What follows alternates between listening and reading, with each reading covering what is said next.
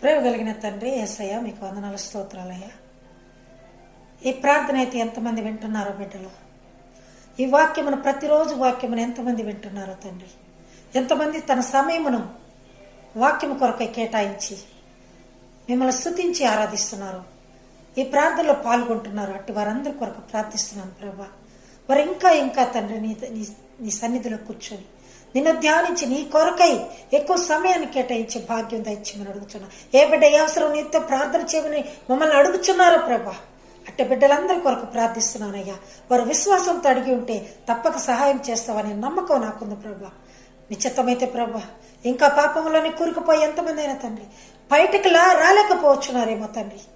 నిశ్చితమైతే తండ్రి ఆ సాతాను శక్తులను గద్దించిన ఆయన, మీ కృపలో తండ్రి ఆ బిడ్డలను భద్రపరిచిన ఆయన, మీ ప్రేమ మీ జాలి మీ దయ వారిపై చూపించిన ఆయన.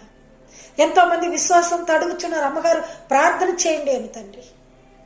ఇదిగో నా ప్రభు, వారు అడుగుతున్న మాటలో విశ్వాసం కనబడుతుంది ప్రభు. నాకు మీ చిత్తమైతే తండ్రి, మీ కృప ఉంటే తండ్రి ఆ విశ్వాసాన్ని తండ్రి దృఢపరిచే భాగ్యం మాకు కలిగించమని అడుగుచున్నా ప్రభా. మీరు కావాలనే తండ్రి మమ్మల్ని అందరినీ ఏర్పరచుకున్నాను. ఎన్నికలేని మమ్మలను తండ్రి మీ సన్నిధానంలో నిలబెట్టుకుని ఉన్నారు కనుక మీ కృపతో నింపి భద్రపరిచినాయన.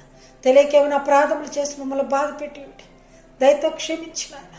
ఏ బిడ్డ ఈ సమయంలో ఏమైనా క్షమించమని అడుగుతుందేమో ప్రభు, ఈ ప్రార్థన వింటూ తన గుండెలపైన చేయి వేసుకుని తండ్రి ప్రార్థనలో ఏకీభవిస్తుందేమో ప్రభు, సహాయం చేయమయ్యా. ఎవరో తండ్రి అనుకోని పరిస్థితుల్లో పాపాల ఊబిలో చిక్కుకుపోయిన వారి కొరకు తండ్రి నీ విలువైన ప్రాణంనిచ్చి తండ్రి రక్షిస్తున్నావయ్యా. ఇప్పటి వరకు ఇంకా రక్షించావయ్యా. ఇక మీదట కూడా నీ కృప మాపై ఉంచమని తండ్రి.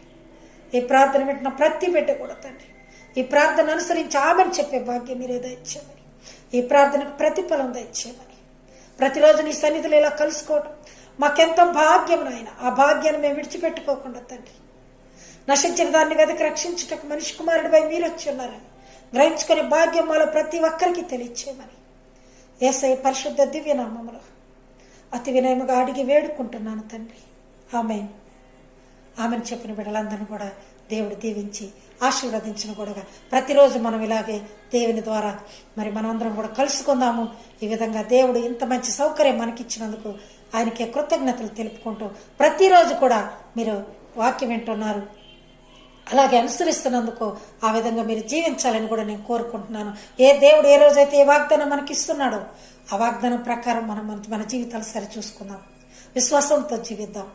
ఏదైనా అడిగి ఉన్నప్పుడు పొంది ఉన్నామని నమ్మకంతో ప్రార్థిద్దాం. God bless you. Thank you అన్న.